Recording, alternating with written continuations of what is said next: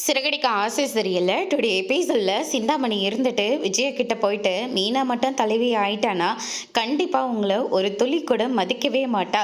அது மட்டும் கிடையாது, அவளை பார்க்கறதுக்காக வீட்டுக்கு மாலை மரியாதையோட நிறைய ஆட்கள் எல்லாம் வருவாங்க. வந்ததுக்கப்புறமா அவள் வெறுங்கையோட அனுப்புவாளா. சாப்பிட்றதுக்கு ஏதாவது செஞ்சு போட சொல்லுவா.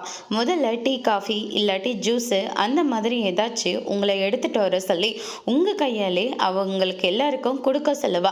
அப்படியெல்லாம் நடந்தா என்ன ஆகும் அப்படின்னு சொல்லிட்டு சிந்தாமணி சொன்ன உடனே விஜய இருந்துட்டு மீனாவை தேடி வீட்டுக்கு ஆளுங்கெல்லாம் வராங்க. மாலை மரியாதை பண்ணி உட்கார சொல்லி டீ காஃபியாவது சாப்பிட்டு போங்க அப்படின்ற மாதிரி சொல்லிட்டு அவங்கள எல்லாத்தையும் உட்கார வைக்கிறாங்க.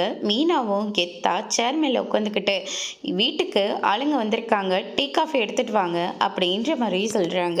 நம்ம விஜயாவும் எடுத்துட்டு வந்து கொடுத்துக்கிட்டு இருக்காங்க. தெரியாத தனமா ஒருத்தர் மேல அதை கொட்டிடுது. உங்களுக்கு ஒரு டீ காஃபியை கூட ஒழுங்காக கொடுக்க முடியாதா அப்படின்னு சொல்லிட்டு மீனா வந்து எல்லாரும் முன்னாடியும் விஜயாவை திட்டுறாங்க. அதை நினச்சி பார்த்த உடனே விஜயா பயங்கர அதிர்ச்சி ஆகுறாங்க.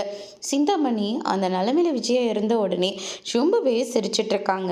அதுக்கு அடுத்ததாக விஜயா கிட்ட போயிட்டு, மாஸ்டர் என்னாச்சு? ஒன்றும் இல்லை, நீங்கள் அந்த மாதிரி நினச்சி பார்த்தீங்களா? கண்டிப்பாக அந்த மாதிரி தான் நடக்கும். அதனால தான் நான் சொல்ல வரேன், மீனா இந்த மாதிரி பதவியிலலாம் நிற்கவே கூடாது. அவளை எந்த இடத்துல இருக்கணுமோ அந்த இடத்துல தான் இருக்கணும். அது மட்டும் இல்லை மாஸ்டர், நானும் இந்த எலெக்ஷனில் நிற்க போகிறேன். இத்தனை வருஷத்தில் நான் யாரை கை காட்டுறேனோ அவங்க தான் இந்த தலைவராக இருந்திருக்காங்க. ஆனால் இந்த வாட்டி எல்லாருமே வற்புறுத்தி என்ன நிற்க சொல்லியிருக்காங்க. என் கூட தான் அந்த மீனா போட்டி போட போகிறா. எனக்கு நீங்கள் ஒரு வார்த்தை சொன்னீங்கன்னா நான் மீனாவை கை காமிச்சு விட்டுட்டு நான் பாட்டுக்கு இந்த எலெக்ஷனில் இருந்து வெளியே வந்துடுவேன் அப்படின்ற மாதிரி சொல்கிறாங்க. ஒன்றும் இல்லாதவா அவளே எலெக்ஷனில் நிற்க போய் தலைவியாகணும்னு ஆசைப்படுறா. உங்ககிட்ட என்ன இல்லாமல் இருக்குது? உங்களுக்கு எல்லா தகுதியும் இருக்குது. அதனால் நீங்கள் தான் இந்த எலெக்ஷனில் நின்று ஜெயிக்கணும். அவள் எப்படி இந்த எலெக்ஷனில் நிற்கிறான்னு நானும் பார்க்குறேன் அப்படின்னு சொல்லிட்டு ரொம்பவே கோவத்தோடு வீட்டுக்கு போகிறாங்க. அங்கே வந்து பார்த்திங்கன்னா நம்ம முத்து இருந்துட்டு ரொம்பவே சந்தோஷமாக எல்லாருக்கிட்டேயும் போயிட்டு, அப்பா இந்த வீட்டுக்கு ஒரு தலைவர் வர போகிறாங்க அப்படின்ற மாதிரி சொல்கிறாங்க. என்னடா சொல்லிட்டு இருக்க? ஒன்றும் புரியல. பூ கட்டுற சங்கன்னு ஒன்று இருக்குப்பா, அதுக்கு 2 வருஷத்துக்கு ஒரு தடவை தலைவர் போஸ்ட்டு வரும். எப்போவுமே சிந்தாமணி கை காட்டுறவங்கள தான் அங்கே இருக்கிறவங்க தலைவராக ஏற்றுப்பாங்க. ஆனால் இந்த வாட்டி நம்ம மீனவை நிற்க வச்சுருக்காங்க அப்படின்ற மாதிரி சொல்லிக்கிட்டு இருக்காங்க.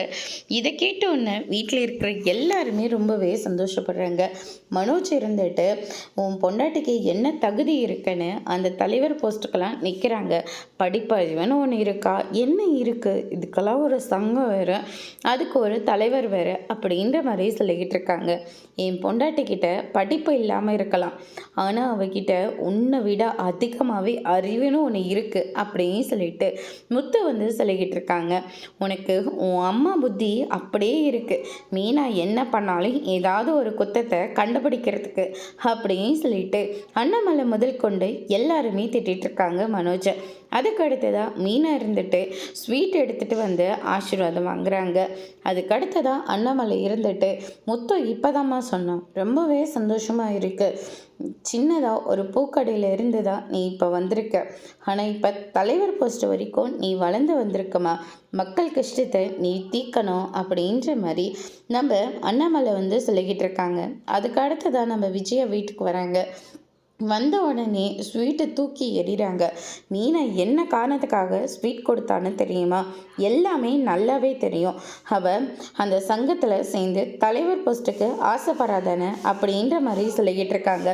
மீனா உங்களுக்கு ஸ்வீட்டே ஒழுங்காக கொடுக்கறதுக்கு முன்னாடியே அதை தூக்கி எரிஞ்சிட்டீங்க.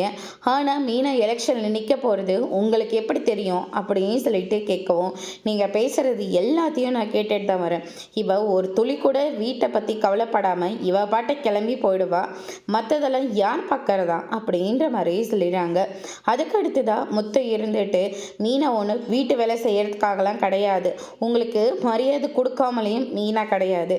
மீனாவோட மரியாதையும் அவளோட அருமையும் தெரியாமல் தான் நீங்கள் எல்லாருமே இருக்கீங்க அப்படின்ற மாதிரி முத்து வந்து சொல்லிக்கிட்டு இருக்காங்க. அத்தை, எலெக்ஷனில் நானும் ஒன்று விருப்பப்பட்ட நிற்கலை, எல்லாரும் வற்புறுத்தினால்தான் நான் நின்றுருக்கேன். எனக்கு அந்த தலைவர் போஸ்ட் மேலே ஆசை இல்லை அப்படின்ற மாதிரி சொல்லிகிட்டு இருக்காங்க. அதுக்கு அடுத்ததாக விஜயா இருந்துட்டு, நீ நிற்கவே கூடாது, அதுக்கப்புறம் ஒரு துளி கூட நீ எங்களெல்லாம் மதிக்கவே மாட்ட அப்படின்ற மாதிரி சொல்லிக்கிட்டு இருக்காங்க. அதுக்கு அடுத்ததாக ஒரு பொண்ணை வளர விடாமல் இருக்கிறதுக்கு இன்னொரு பொண்ணு தான் காரணம். அதே தாம்மா நீங்களும் மீனாவுக்கு பண்ணிக்கிட்டு இருக்கீங்க.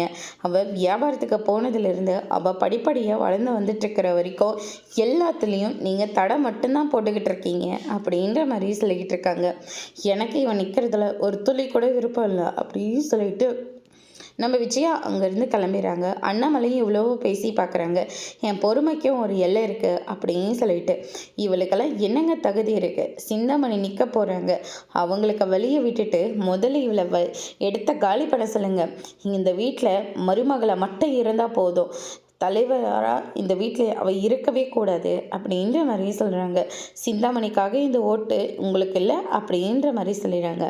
ஆனால் மீனாவுக்கு எப்போவுமே அப்பாவோட ஓட்டம் பழகுறல், அதே மாதிரி ரவியோட ஓட்டம் எப்போவுமே இருக்கும் அப்படின்னு சொல்லிட்டு முத்து வந்து சொல்லிடுறாங்க. இவங்க சொல்கிறதுக்கெல்லாம் நீ பயப்படாத மீனா, உன்னை ஜெயிக்க வைக்கிறதுக்கு நாங்கள் எல்லாரும் இருக்கோம் அப்படின்ற மாதிரி சொல்லிகிட்டு இருக்காங்க. அதுக்கு அடுத்ததாக அவங்க எல்லாருக்கும் நம்மளுடைய கோரிக்கையை அவங்க எல்லாருக்கிட்டேயும் நம்ம சொல்லணும். அவங்களுக்கு நீ தலைவராயிட்டனா என்னென்ன செய்ய போறியோ அது எல்லாத்தையும் ஒரு லிஸ்ட்டு போட்டு ஒரு நோட்டீஸ் மாதிரி அடிச்சிடலாம் அப்படின்ற மாதிரி சொல்லிட்டு என்னென்ன செய்யணுமோ அது எல்லாத்தையும் எழுதி சூப்பராக வாசிக்கிறாங்க. அதுக்கு அடுத்த நாள் வந்து பார்த்திங்கன்னா நம்ம மனோஜுக்கு வந்து பொண்ணு தேடலாம் அப்படின்னு சொல்லிட்டு மேட்ரிமோனிலக்காரங்க ஃபோன் பண்ணுறாங்க. ஜீவா தான் பேசிட்டு வராங்க.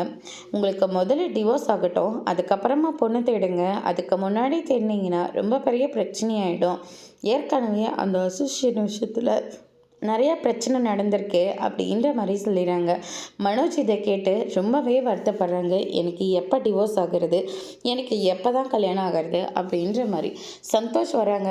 இதுதான் உனக்கு ஆஃபீஸ்க்கு வர டைமா அப்படின்னு சொல்லிட்டு கேட்ட உடனே, வீட்டில் என் பொண்டாட்டி பூஜை வச்சுருந்தா, பூஜைக்காக பூ வாங்கும் போது தான் கேள்விப்பட்டேன் உன் தம்பி ஒய்ஃபு ஏதோ எலெக்ஷனில் நிற்க போகிறாங்களாம், அது வரைக்கும் பரவியாச்சா? ஆமாம் ஆமாம் அப்படின்ற மாதிரி சொல்லிட்டு இருக்காங்க.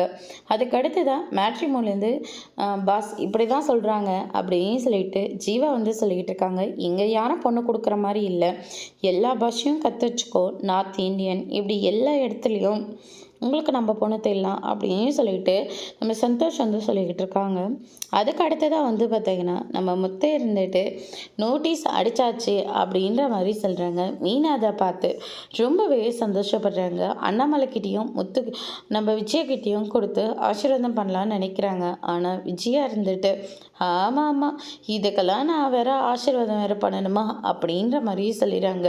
நீ வரலன்னா என்ன, நான் அங்கே வரேன் அப்படின்னு சொல்லிட்டு அண்ணாமலை வந்த உடனே விஜயா இருந்துட்டு இங்கே பாருங்கள், எனக்கு இதிலலாம் கொஞ்சம் கூட விருப்பம் இல்லை, உனக்கு விருப்பம் இருந்தால் என்ன, இல்லாமல் போனால் என்ன, மீனா உன்னை மதித்து உங்ககிட்ட ஆசீர்வாதம் வாங்கணும்னு நினைக்கிறது. உன்னை மதிக்கிறவங்களை நீ உதறித்தல்னா உனக்கு யாருமே இருக்க மாட்டாங்க அப்படின்ற மாதிரி சொல்கிறாங்க. விஜய் இதை கேட்டு ரொம்பவே ஷாக் ஆகுறாங்க.